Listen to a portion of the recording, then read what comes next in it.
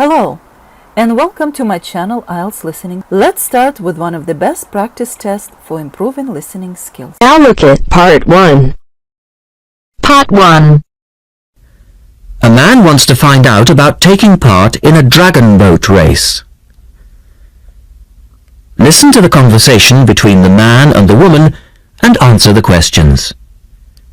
First, you'll have some time to look at questions 1 to 5.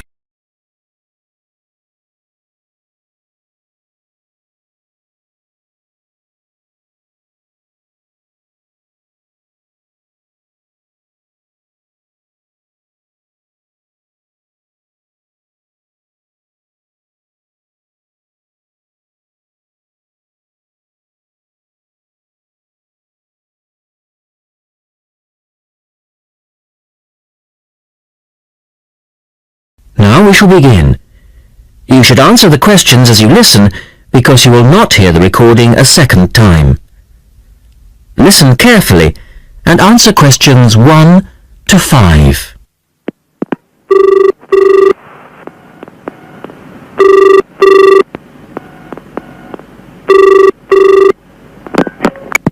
Scope Charity Office. How can I help you? Oh, hello.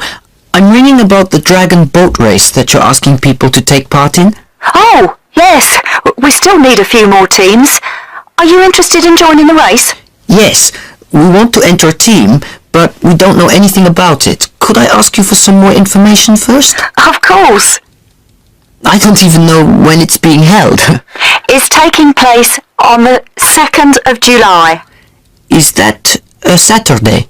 No, it's a Sunday. It's a much more popular day and more people can take part then. Right. And where's it being held? At the Brighton Marina. Oh, I'm an overseas student. Could you spell that for me? Yes, it's Brighton Marina. That's Marina. Do you know where it is? I'm not sure. It's a couple of miles past the Palace Pier. Oh, yes. I know it. You take a right turning off the coast road, or you can cycle along the seafront. That's good. What time does the race start? Well, the first heats begin at 10 a.m, but you need to register half an hour before that, at 9:30, and we really recommend that you aim to be there by 9. It's a good idea to arrange a meeting place for your team. Right. And the race is to help raise money for charity? It is. We're asking every team member to try and raise £35 by getting friends and or relatives to sponsor them. Every crew member will receive a free tournament t-shirt if your team manages to raise £1,000 or more. Oh, that's quite good. Also, we're holding a raffle. Every crew member who takes part in the race this season will be entered into a free prize draw. Oh, what's the prize? It's pretty good. It's a holiday in Hong Kong. Sounds great! The man asks for more information. Look at questions 6 to 10.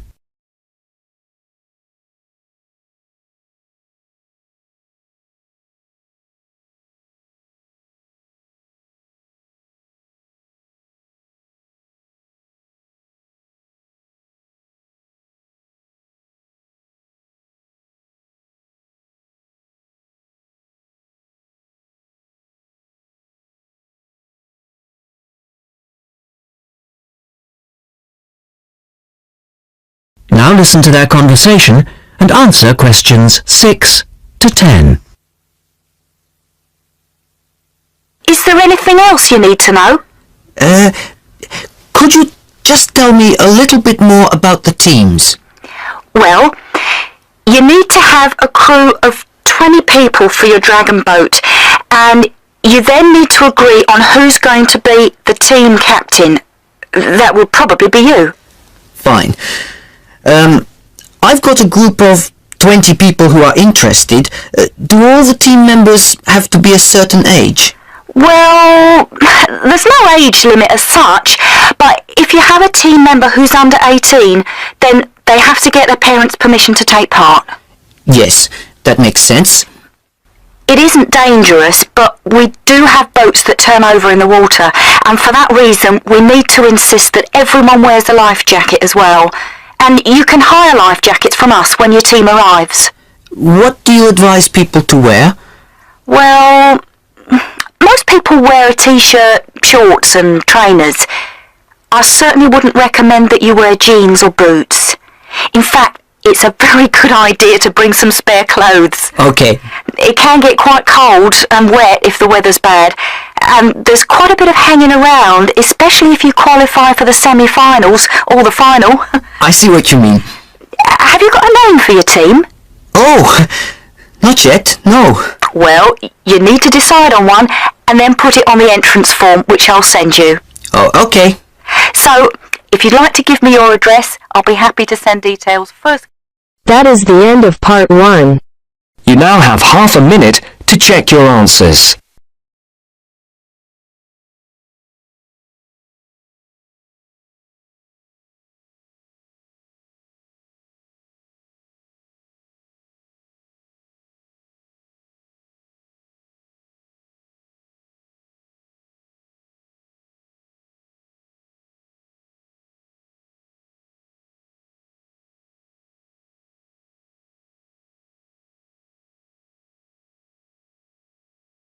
Now turns to part 2. Part 2. You will hear part of an introductory talk on nutrition. First, look at questions 11 to 14.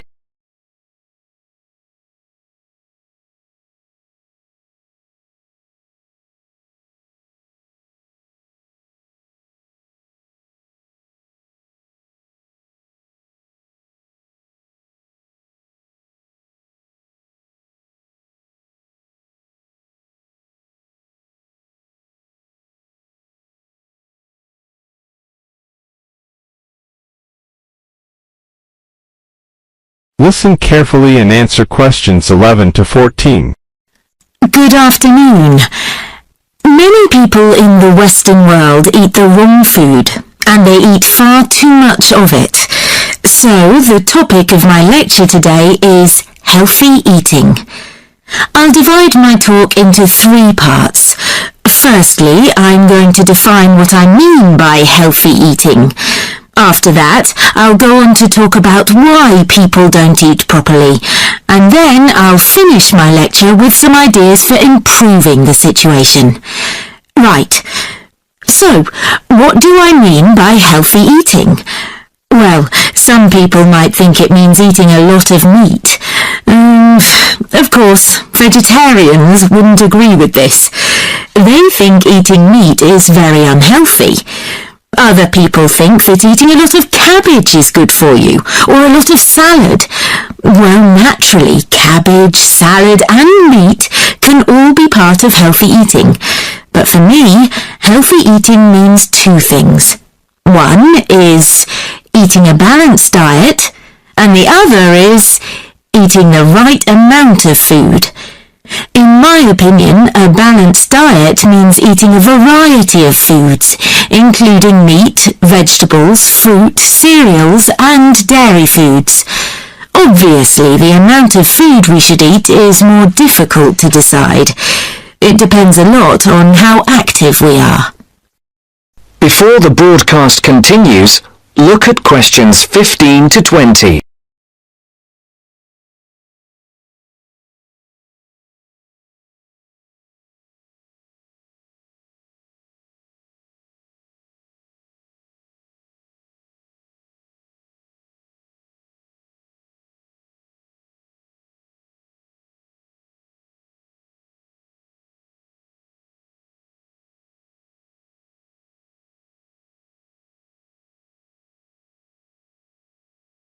You will now listen to the second part of the talk. Listen carefully and answer questions 15 to 20. Now on to my next point. Why do so many people eat badly? Well, let's look first at having a balanced diet. To have a balanced diet, you have to plan your meals in advance, and then buy the right food, and then take time to cook it properly. But these days people are so busy working that they don't have time to go shopping, so they end up buying fast food at the last minute. Another reason people don't eat well nowadays is that it's actually cheaper to buy food already prepared in a packet. So, people who haven't got much money will buy packet food rather than cook something fresh. And a final reason why people don't eat healthily is that they don't know how to. In my opinion, schools don't do nearly enough to educate their pupils in healthy eating habits. And now to my third and last point. What can we do to solve the problem? Well, I think it can be solved by three main groups: families, schools, and the government. To start with, parents should make sure their children have a healthy diet. Secondly, a lot of schools have self-service machines where their pupils can buy soft drinks, crisps, sweets, and chocolates. I think schools should change what they sell in these machines. Another thing schools can do is make sure that the food they serve in their canteens is fresh and well balanced. And to finish, I'll briefly mention two of the measures I think the government should take to encourage healthy eating. One is to limit advertising unhealthy food, and the other is to spend more money on educating the public about the benefits of a healthy diet. In my next lecture, I'll go into more detail about them. That is the end of part 2. You now have half a minute to check your answers.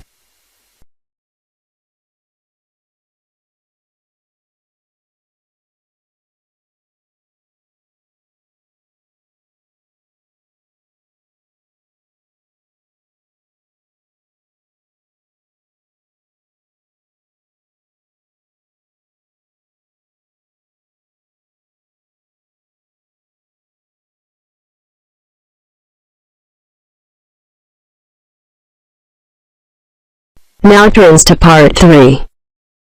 Part 3. You are going to hear a conversation between a moderator and two students. First, you have some time to look at questions 21 to 25.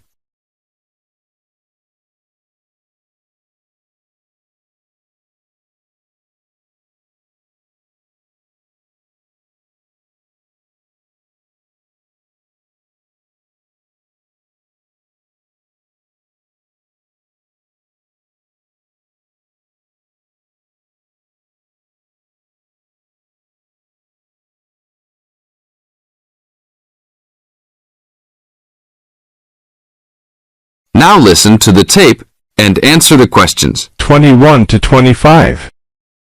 Today we will hear two views of the book Fast Food Nation, The Dark Side of the All-American Meal by Eric Schlosser. Many have deemed this a fascinating socio-cultural report that explains how the development of fast food restaurants has led to the standardization of American culture, widespread obesity, urban sprawl and more. Well, I think that Schlosser's book promises a lot but delivers less than a highly hyped fast food meal. The book is not well written, and it lacks organization as it skips around in its telling of fast food horror stories. And then he spends a great deal of time on Walt Disney and bashing Disneyland. Why is that in a book about fast food? Bashing is the best word for this book. According to this book, Schlosser clearly believes that the fast food industry is responsible for every problem in America today. From the common cold, to inflation, to malls, to unruly kids, to warts, he blames it all on big business and especially the big food business.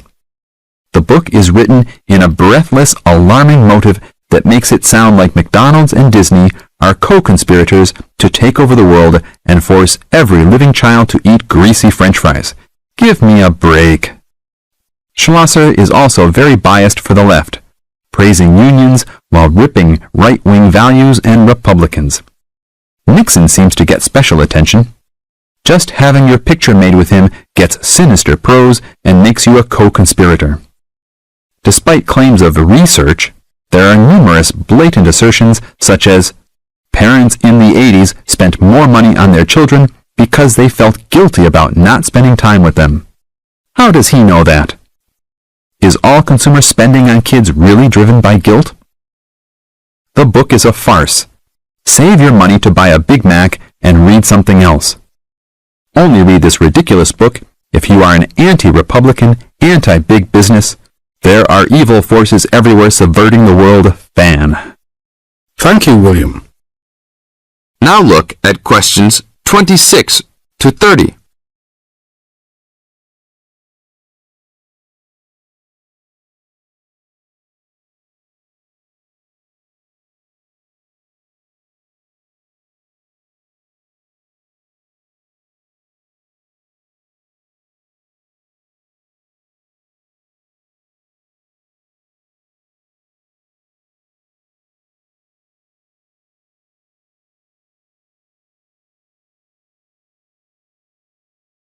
As the talk continues, answer questions 26 to 30.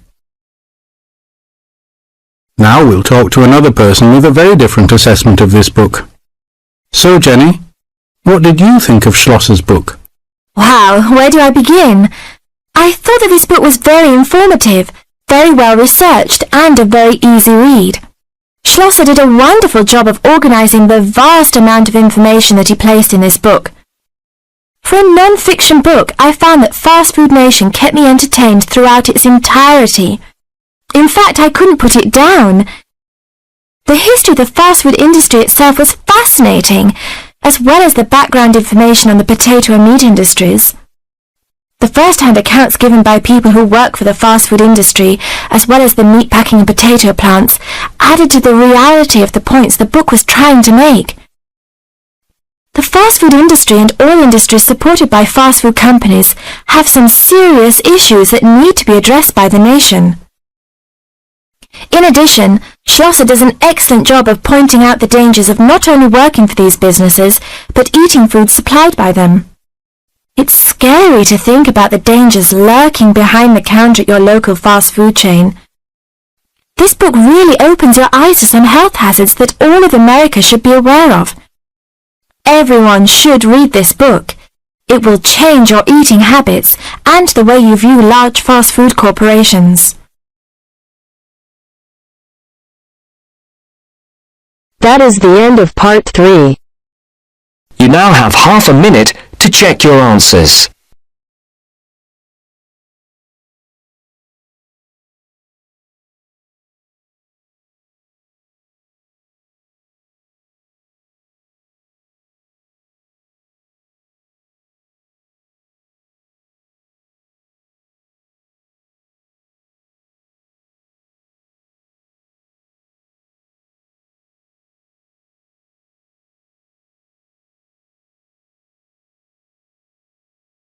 Now turns to part 4. Part 4. You are going to hear a talk about the tall ships race in Britain. First, you have some time to look at questions 31 to 40.